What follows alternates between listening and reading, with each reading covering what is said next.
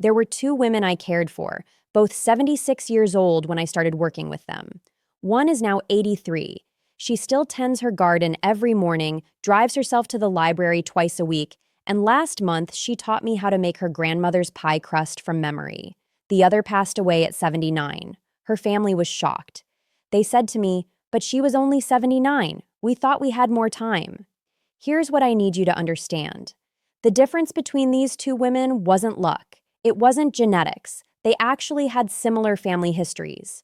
Both had some heart disease in their families. Both dealt with arthritis. The difference was 6 specific habits. Patterns I've observed over 15 years of doing this work.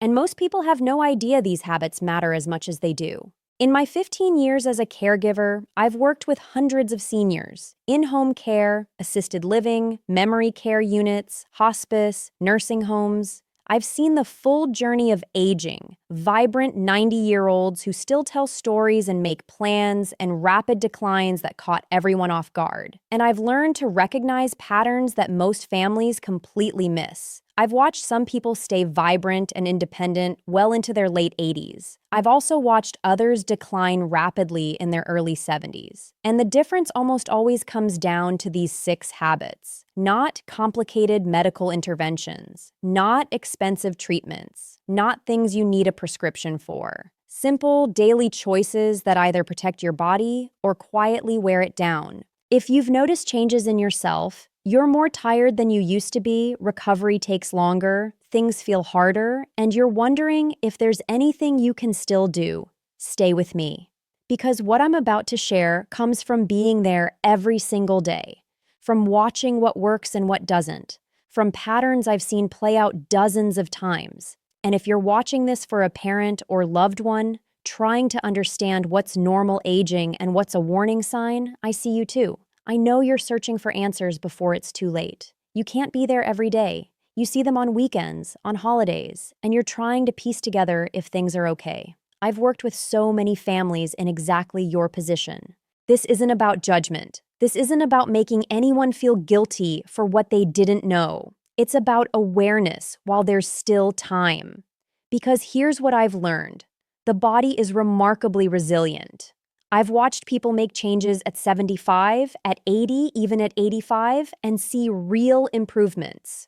But you have to know what matters. You have to understand which habits are actually making a difference. The woman who passed away at 79, her family had no idea that certain small choices were putting her at risk. They thought she was doing fine. And by the time they realized something was wrong, we were already in crisis mode. The woman who's thriving at 83, she's not doing anything extreme. She's not following some complicated program.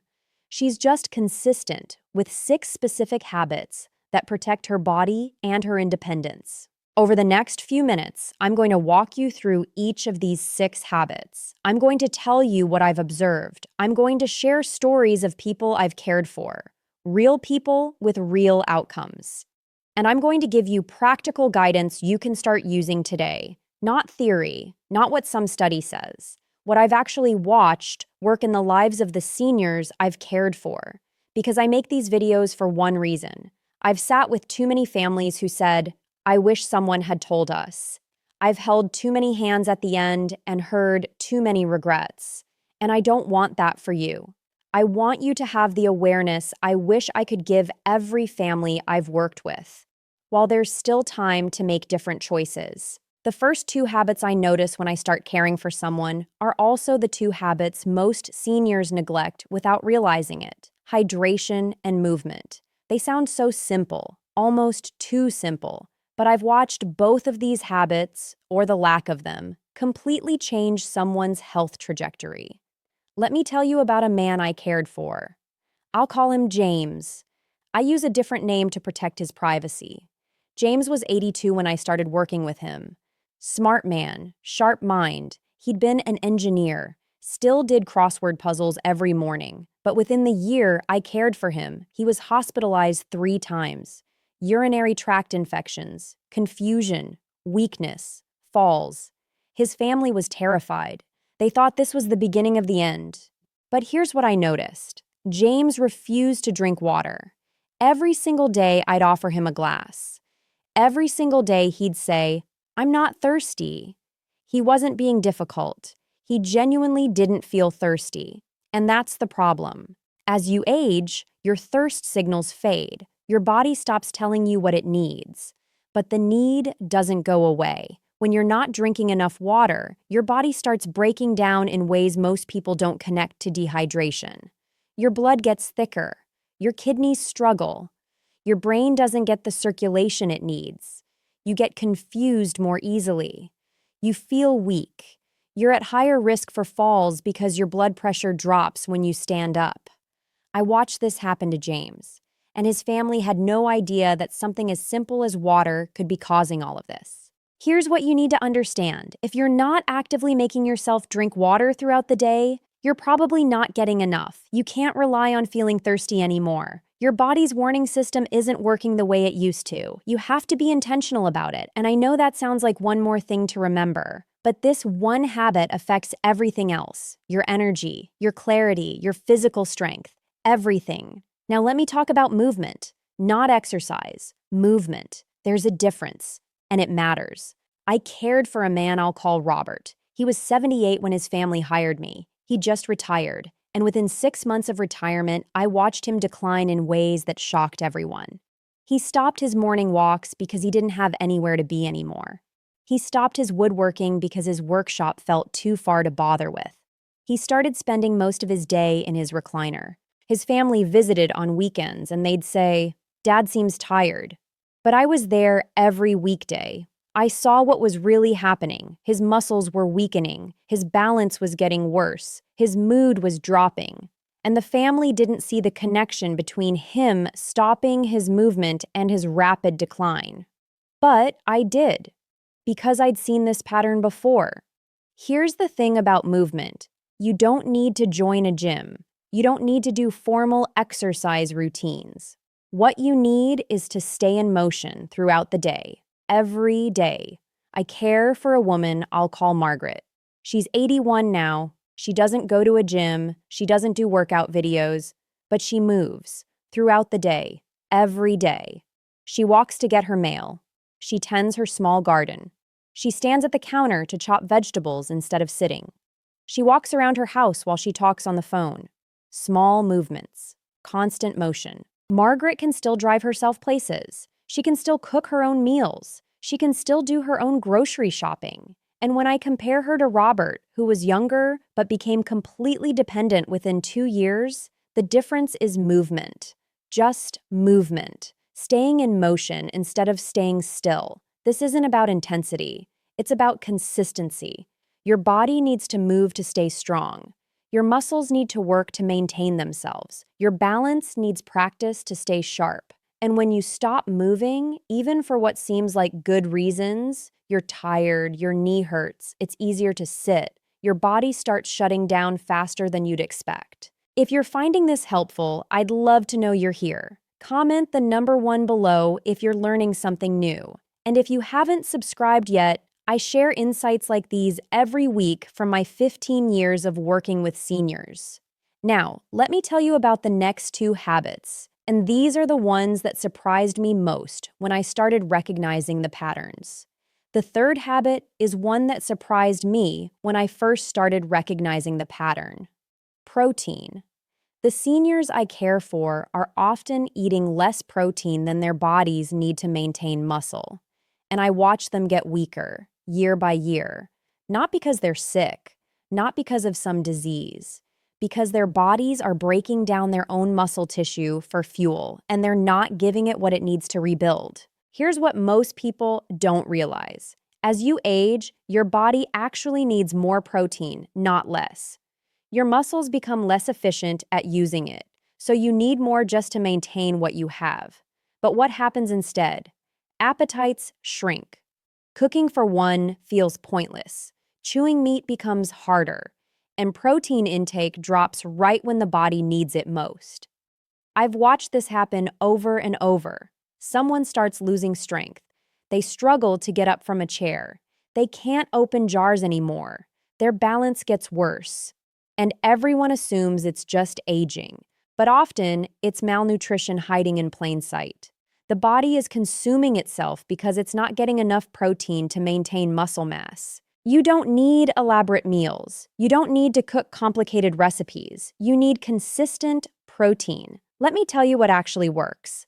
Greek yogurt, cottage cheese, hard-boiled eggs you can make ahead, rotisserie chicken from the grocery store, canned tuna or salmon, protein shakes if eating solid food is hard, peanut butter on toast, simple things, things you can keep on hand, things that don't require cooking a full meal. The goal is not perfection. The goal is getting enough protein every single day to tell your body it's okay to keep your muscle, that you're not starving, that it doesn't need to break itself down. Now, let me talk about the fourth habit. And this one breaks my heart more than any of the others: social connection. I've watched this pattern so many times I can predict it now. When someone loses their routine, their purpose, their reason to get up in the morning, I watch them decline faster than any illness could cause. I cared for a woman I'll call Dorothy. She was 74 when I met her. Her husband had passed away 2 years earlier. Her best friend had moved to be near her daughter. Her church had closed. And over the course of the year I worked with her, I watched her world get smaller and smaller. She stopped getting dressed some days. She stopped cooking real meals. She'd sit in her chair, and the television would just be noise in the background. Her daughter would visit and say, "Mom seems depressed." But it was more than depression. Her body was shutting down. She was losing weight. Her blood pressure was all over the place. She kept getting sick, and the doctors couldn't find anything specifically wrong. But I knew what was happening. She had given up, not consciously, but her body knew. When you have no one who needs you, nowhere you need to be, nothing that gives you purpose, your body stops fighting to stay strong. I've sat with seniors who tell me, when their family isn't around, that they feel invisible, that no one needs them anymore, that they're just waiting. And I want you to hear this.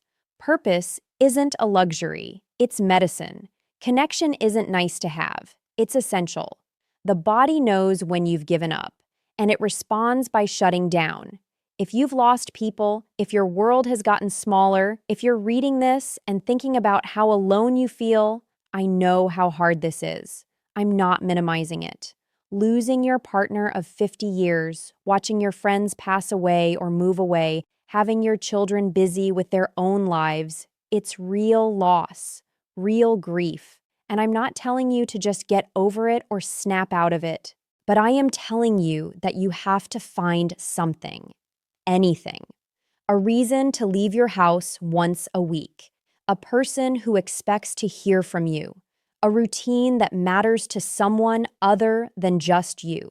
Volunteer somewhere, join a group, call someone regularly, go to a senior center, find a church or community. It doesn't have to be big. It just has to be consistent. Because here's what I've observed. The seniors who maintain connections, who have purpose, who feel needed, they fight harder to stay healthy. Their bodies respond differently to illness. Their minds stay sharper. They recover faster, not because connection cures disease, but because the body fights harder when it has a reason to. If this is resonating with you, I'd appreciate if you'd take a moment to comment the number 2 below. It helps me know these messages are reaching the people who need them. Now, let me show you what I've seen turn these patterns around, because the next 2 habits are where hope really begins. The 5th habit is sleep quality. Not just how many hours you're getting, but the quality of that sleep. When I start caring for someone, one of the first questions I ask is how they're sleeping. And what I've learned is that disrupted sleep isn't just about being tired. It's your body telling you something. It's often the first sign that something else is going wrong. If you're waking up multiple times a night, if you can't fall back asleep, if you're waking up feeling exhausted even after 8 hours, your body is trying to communicate. Maybe it's pain you're not addressing during the day. Maybe it's anxiety that has nowhere else to go. Maybe it's medication side effects. Maybe your sleep environment isn't supporting rest anymore. But whatever it is, poor sleep makes everything else harder. It weakens your immune system. It affects your balance. It clouds your thinking. It makes you more prone to falls and accidents. Simple changes can make a real difference. Keep your bedroom cooler than you think you need to. Make it as dark as possible. Limit fluids a few hours before bed if you're getting up to use the bathroom. If pain is waking you up, talk to your doctor about better pain management. If anxiety is keeping you awake, that's information worth paying attention to. Now let me tell you about the sixth habit, and this one might be the most important of all: consistency over intensity. The healthiest seniors I've cared for don't do anything extreme. They don't follow complicated programs. They don't make dramatic overhauls. They just do small things every single day. That's the secret. Here's what I've observed. Someone will hear about these habits and think they need to change everything at once. Drink 8 glasses of water starting tomorrow. Join a gym. Completely redesign their social life. Overhaul their diet. And within a week, they're exhausted and they've given up because it's too much, too overwhelming, not sustainable. But the people who actually change their health trajectory, they pick one habit. They make it so small it feels almost silly. And they do it every day until it becomes automatic. Then they add another small thing. Let me tell you about a woman I cared for. I'll call her Dorothy. She was 74 when she had a fall that left her weak and scared. Her daughter was convinced she'd need to move to assisted living. But Dorothy was determined. And I watched her rebuild strength I honestly thought was gone. Not through some intense rehabilitation program, through small movements. Every single day, 10 squats while holding the kitchen counter, walking to the mailbox and back, standing on one foot while brushing her teeth to work on balance. Small things, but consistent. The belief that her body could still respond. And it did. Within 6 months, she was stronger than she'd been before the fall. Not because she did anything extreme, because she did small things every single day and refused to give up. I've seen 78-year-olds transform their energy levels. I've watched isolated seniors find new purpose and watch their whole demeanor change. I've seen people who were headed for nursing homes stay independent for years longer than anyone expected. Your body is more resilient than you think, but you have to work with it, not against it. So let me give you what actually works. For water, keep a bottle or glass right where you sit. Next to your chair, on your nightstand, wherever you spend time, you'll drink it because it's there. For movement, attach it to something you already do. Every time you stand up from a chair, do 2 squats before you walk away. Every time you brush your teeth, practice your balance. Every commercial break, walk to the kitchen and back. Small anchors throughout your day. For protein, keep simple sources ready. Hard-boiled eggs in the fridge. Greek yogurt. A rotisserie chicken you can pick at. Cheese and crackers. Protein powder you can mix into anything. For connection, commit to one regular thing. Call the same person every Tuesday. Go to the same place every Thursday. Volunteer somewhere that expects you. One consistent connection. For sleep, start with your environment. Temperature, darkness, comfort. Address what's waking you up instead of just accepting it.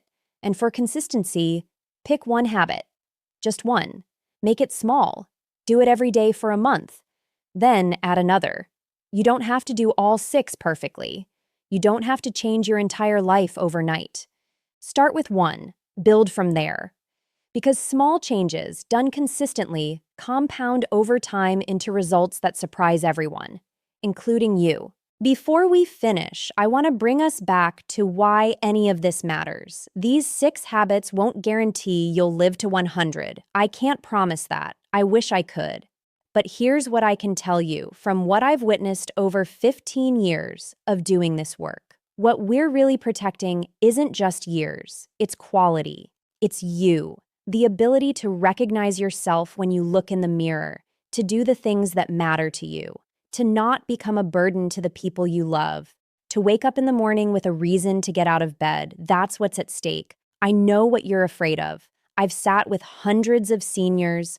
I've heard the fears you don't say out loud, the fear of losing your independence, of not being able to take care of yourself, of becoming someone your family has to manage instead of someone they want to spend time with. The fear of losing your dignity, of fading away while you're still here, of not mattering anymore. Those fears are real.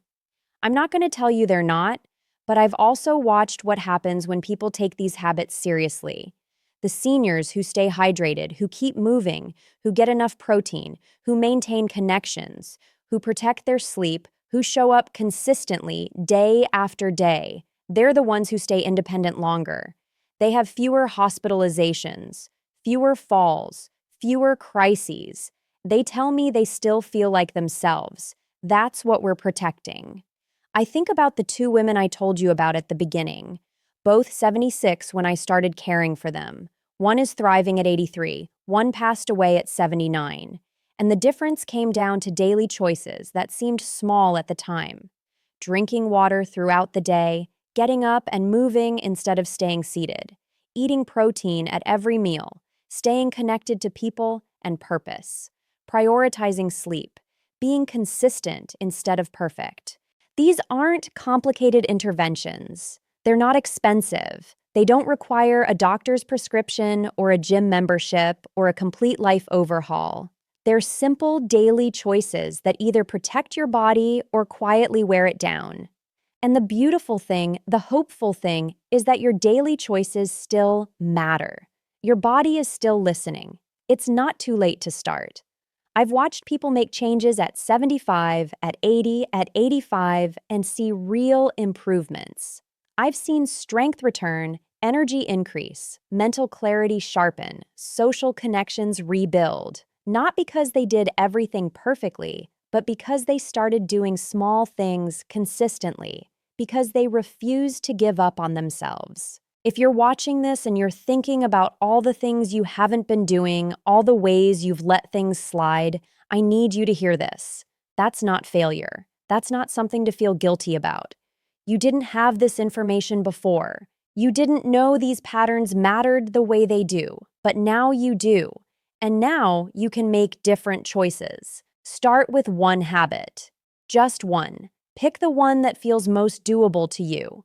Maybe it's keeping water next to your chair. Maybe it's standing up and doing 2 squats every time you get up.